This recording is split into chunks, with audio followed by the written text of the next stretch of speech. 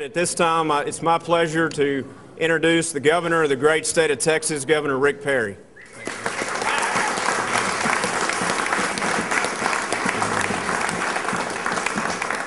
Brandon, thank you very much. Thank you for your leadership. Thank you for your initiative to introduce a piece of legislation that I believe is going to be a wake-up call, not just for Texas, but for this entire nation. Here in Texas, here in this capital, we typically spend a lot of time talking about the Texas Constitution, but it's definitely time for us to talk about the United States Constitution. I'm here today to offer my unwavering support to this young man, to all of these members of the legislature who are standing behind me, and more importantly, millions of Texans just like yourself that are tired of Washington, D.C. trying to come down here and tell us how to run Texas.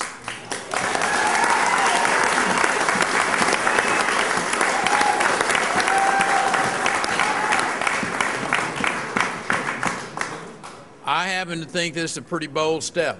HCR is, as introduced by Representative Creighton, co-authored by Representative Guillen, is a bipartisan piece of legislation. It concerns all Texans. It concerns all Americans. 10th Amendment was enacted by folks who remembered what it was like to have a very oppressive government, to be under the thumb of tyrants and an all-powerful government. Unfortunately, the protections it guarantees have melted away over the course of the years. You're probably familiar with that old adage about how to boil a frog. You know, you just get him to sit there in that pot and you turn up the heat a little bit by a little bit, and before you know it, the frog doesn't realize it, but he's done. And since the United States Constitution was ratified, the federal government's been slowly kind of turning up the heat on the states, if you will, and they've eroded the notion of states' rights. The Founding Fathers understood that a one-size approach doesn't work with the states when it comes to governing, especially a country the size of the United States. And I'll promise you it doesn't work for Texas. Our economic strength compared to the federal budget mess and other problems that they've got up there is a great example that Texans know best how to govern Texas.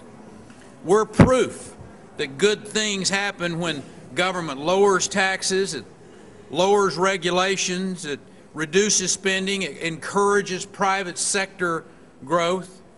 You know, when Washington interferes with our proven approach, experience tells us what the outcome's going to be, and it's not going to be pretty. Like the Constitution and the other 26 amendments, the 10th Amendment has been the subject of extended debate. Been a lot of people, Robert, even smarter than you, legal scholars and experts who have discussed this, but when it comes down on the side that favors states' rights over unrestrained federal power, that's the message. That's the right place to be.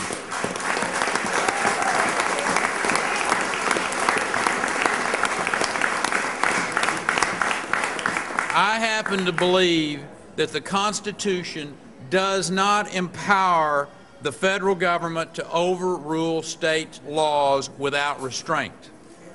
I agree with Texas' 7th governor, and I happen to think its greatest governor, Sam Houston, who once said, "Texas has yet to learn submission to any oppression, come from what source it may."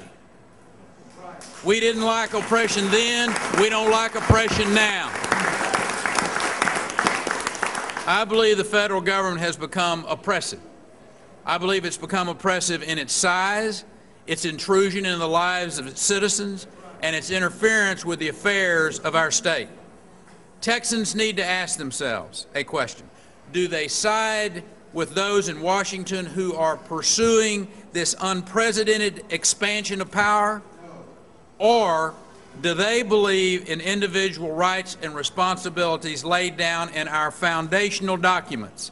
Where are you going to stand? With an ever-growing Washington bureaucracy, or are you going to stand with the people of this state who understand the importance of states' rights? Texans need to stand up. They need to be heard, because the state affairs that we find ourselves in cannot continue indefinitely. Returning to the letter and the spirit of the U.S. Constitution and its essential 10th Amendment will free our state and ultimately strengthen our union.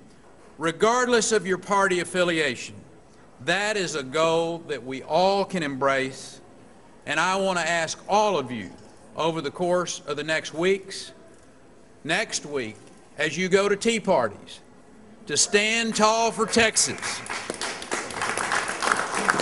Thank you all for being out and coming and showing your support for the 10th Amendment. I'd be happy to answer any of your questions at this point in time. Does that mean you're going to refuse the stimulus program and package money that the federal government has offered the state of Texas? There will be some of the dollars that the federal government is trying to force upon the state of Texas that we will say thanks but no thanks to. Unemployment insurance is one of those. Strings attached to those dollars, which I might add were our dollars to begin with, to make Texas change the way that it does its business. I will refuse those. Dollars that flow back to this state, dollars that we had sent there to begin with, that come back without strings attached, dollars that we could use to grow our infrastructure, to create jobs, we will take, and we will show the rest of the country how to do it right. Governor, has Senator Hutchinson been an active participant in the expansion of federal powers? I would suggest that there are a number of folks in Washington, D.C. that have seen the federal powers be expanded, she being one of them.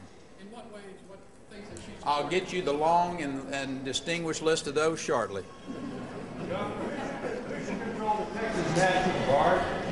The Texas National Guard is a bifurcated group, if you will. We have a national oversight, and we also have a state oversight.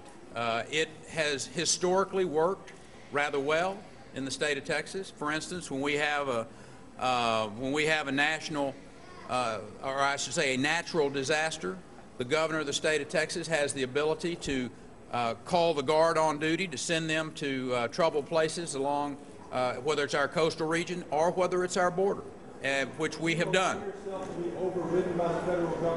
By and large, we think it's time to draw the line in the sand and tell Washington that no longer are we going to accept their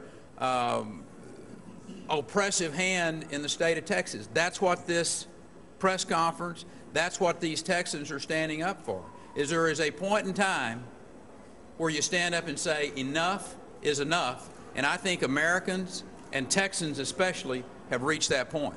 Yeah,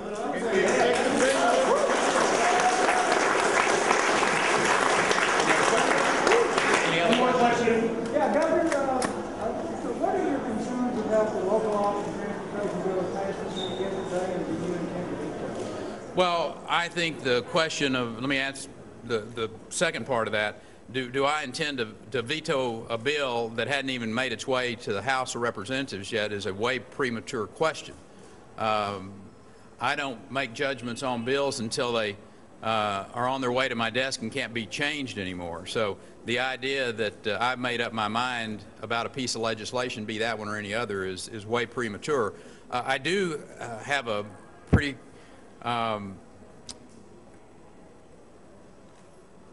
a track record that's consistent when it comes to taxes. I'm not a big fan of taxes.